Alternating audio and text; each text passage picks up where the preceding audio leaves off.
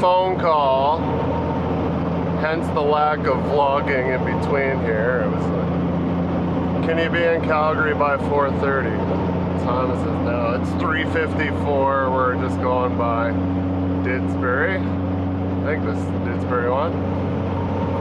Got her corked out here, 120. I'm sure it's happy. Tons of cops out. I've already seen like 4 people get pulled over. And it's like, yeah, you gotta be there by 4:30. At the latest 5. I'm like, well, even 5's a stretch. It was like 2:20 when he called me. I was at home. I had to go in, get the truck. Plus my fuel was, I was pretty much on E because Earl wanted to change the fuel sending unit, so he's like, don't fill up. So I had to get fuel. I had to go to the other yard and get a trailer.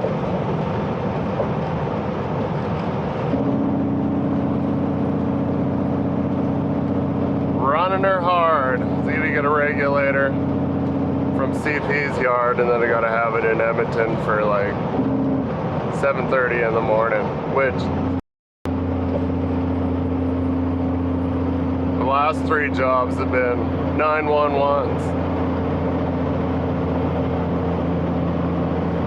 So that's kind of a pain in the butt. Total yesterday, they're like, oh, we need a tank swapped out immediately, which was no big deal. Just go in, get the tank, go leisurely. You know, there was no big rush, but to be in Calgary in 2 hours from sitting at home is a far stretch. So hopefully the Deerfoot is light. And then once we're loaded, obviously we can relax. Or once we get there, find out, because he's like, if you don't get there by 5, everybody's out of there by 5. I'm like, well, if I get there at 4:50, no one's going to be out of there until like 5:30. We load inside the building by crane, so it won't take that long regardless.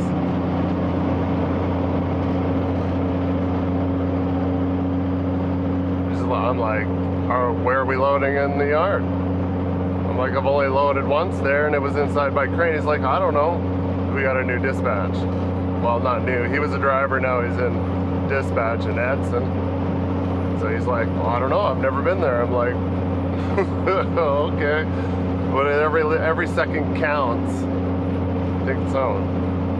I'm dispatching. I'm swamping. I'm driving. It'd be like $50 an hour. But anyhow, I called the guy and he's like, yeah, we'll load inside by crane. I'm like, okay, cool. I know exactly where I'm going.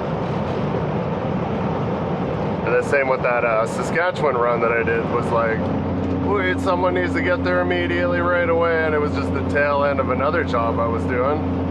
So I had to come back, get a rail trailer, rip down there, and then rip all the way. I only made a Medicine Hat and had to go to Sleepy Sleep, but you know, it always feels like lately it's just always panic, and it can be tiring at times. Especially as all my jobs have been like, go to Calgary, go to Edmonton, gotta go by Edmonton, then go to Saskatchewan, yada yada. But anyways, we'll be there shortly, hopefully in time, and make this customer satisfactory. We'll see you guys there.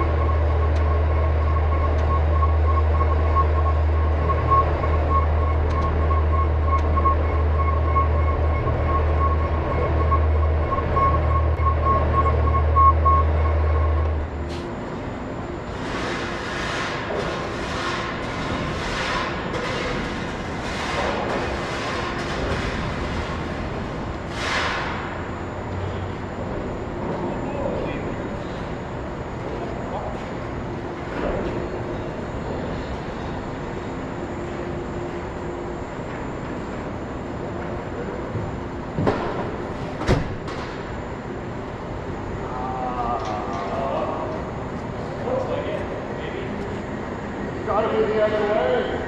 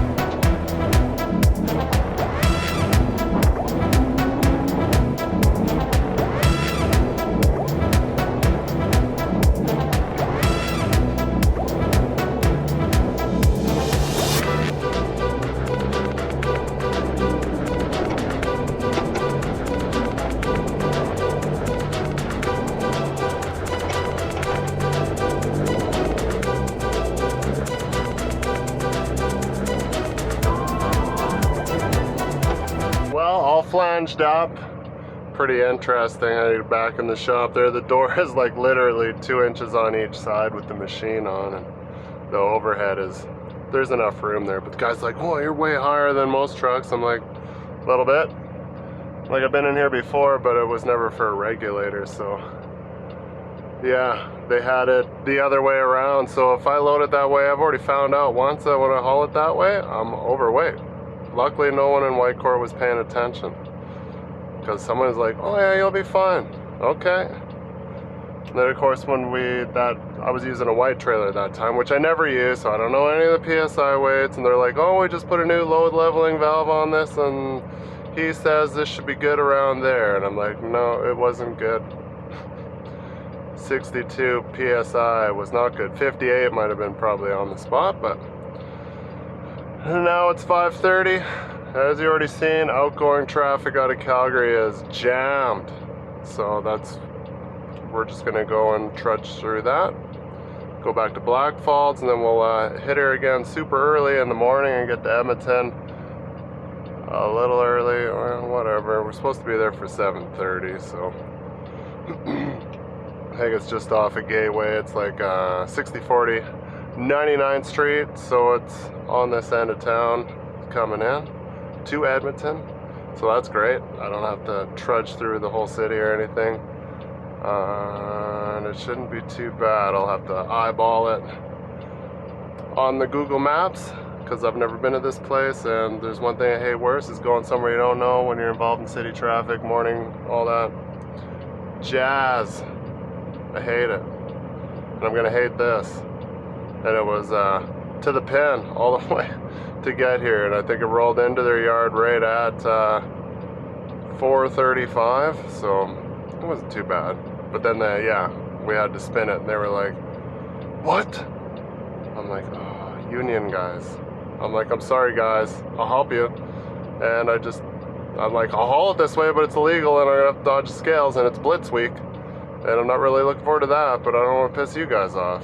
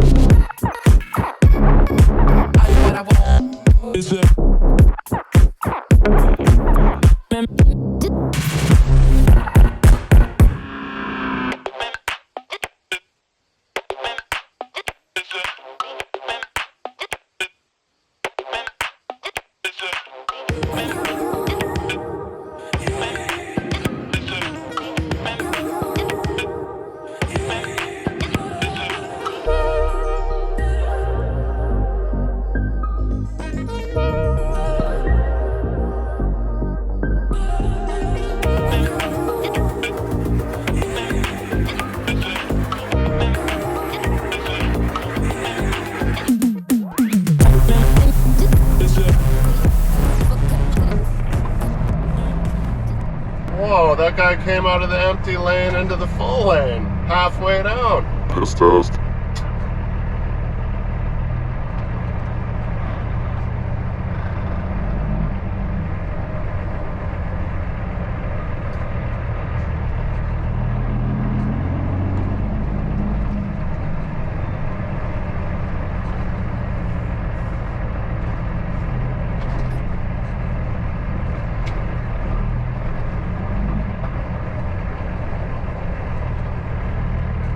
Just look at the vehicles.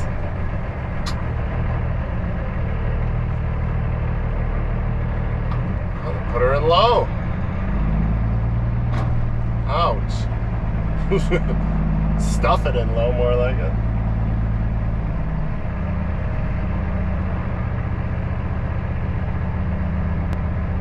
Uh-oh.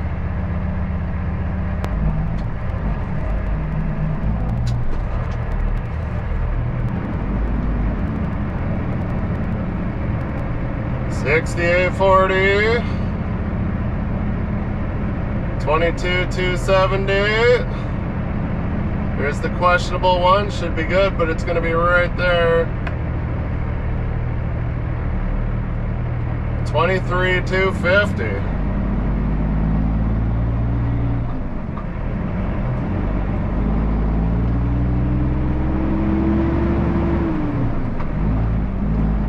I wonder if they ever pulled doubles in.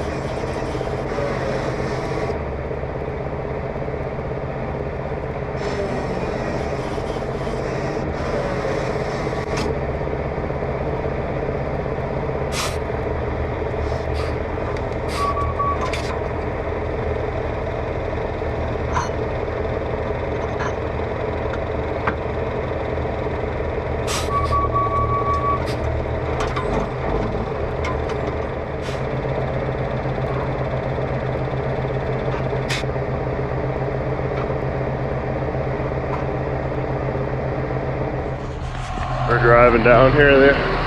Or when I got here this morning, I noticed that the washer, this washer luckily was laying right there. There's like a wrist pin or C-clip, whatever you call those, fell off there. So he's just trying to get that. They craned it on right, so I'm sure it wouldn't pop off, but just to make sure there, we're gonna wait.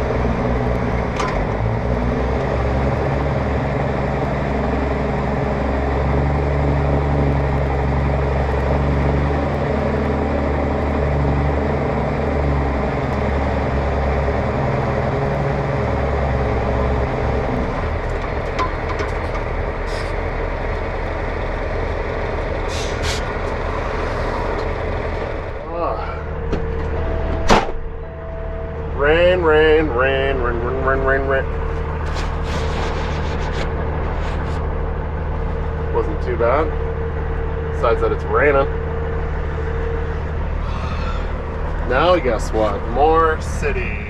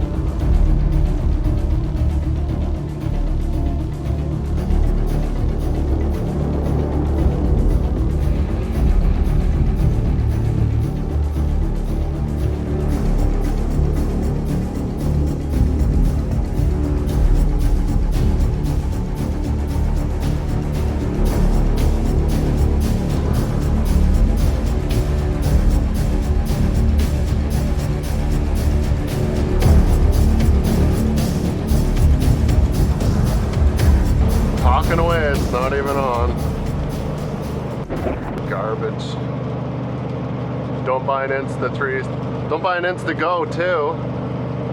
Save yourself money if you want something like that. Just buy the Insta1. Because I bought this one because it had bigger capacity, but you can't use it long enough to fill up the 64 gigs anyway. So 32 gig would be plenty for any guy. You can just kind of use it for short spurts of like 5 minutes here or 5 minutes there. Like I think I did get like a 12-minute run one time, but constantly looking at it being like, what's going on over there? Just taking a small detour to see how the country looks here. People in Alberta know what's up. Yeah. Looks like everybody had the same idea today.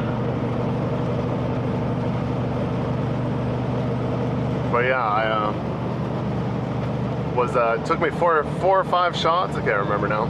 But anyways, after the first one I was like, oh, it's way too sharp and too close for the truck and the steers to be on the exposed track, so I'd re-stab, and then when I was backing up again, I was like, oh, there's a big piece of steel sitting there. Like I didn't notice that before. Or else I would have moved it, because I usually walk the track, see what's on there, throw anything out of the way that might be. Fucking window. Get a new window and tell them to put in a new seal too and clean it or do something. But yeah, it was my mud flap. It wasn't a piece of steel. As soon as I got out, when I got on the tracks, it's like, you lost your mud flap. I'm like, yeah, I seen that. I'm like, it's a constant battle. We got to get a different piece. I want to get a bar across just where the tail comes down, and we'll get a square tubing across the whole width of the truck, and then mud flaps on the bottom, cut them as short as possible, and then bolt a separate mud flap to the top that covers a little bit when the tail's up. So I'll kind of have like full coverage. Or maybe we can bolt one to, like, the T800 had one on the tail and then one on the bottom. It's kind of like the same idea I want going on there, but I got to figure out something different, because I've fixed these mud flaps, like, that's the 4th time probably this month. And usually they're good. I haven't had any problems with them, but lately I've been just ripping them off. Ripping them off, ripping them off, ripping them off. So we'll get back to the shop and complain, but nobody's there anyways, so just the mechanic. Just tell them to get a piece of square tubing and I'll go to town. Welder on myself. It'd be nice to have the lights down below, but I doubt they'll, well, then I'd be stuck with 2 sets of lights. And they probably don't want to do that, so. It's going to be greening up now after all this rain. It'll be nice and beautiful for all the photos or the video. Got a flat. It's not that bad, it's only flat on the bottom. Oh, brother, you could tell this guy had been out of circulation for a long time. But anyways, back to the shop and do some complaining.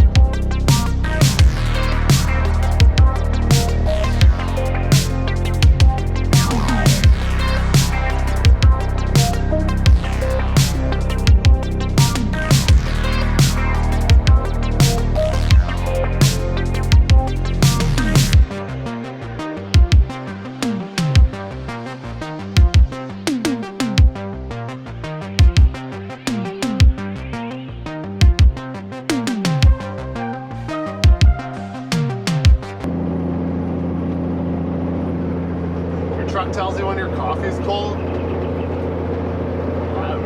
I have never seen that symbol before. There was some gale force winds when I came around by Lacombe there. It was head into it. And then all of a sudden, bing, no dinging or anything. It's green, so it can't be bad. It's not red, it's not orange, it's not flashing. Never seen that symbol before in my life owning a Kenworth. Well, not owning, but driving a Kenworth. Tis windy, it is rainy. Guess we'll find out when I get the shop and plug it in. I was like, it's not mirror heat because I turned it off, even though it's not the universal mirror heat symbol.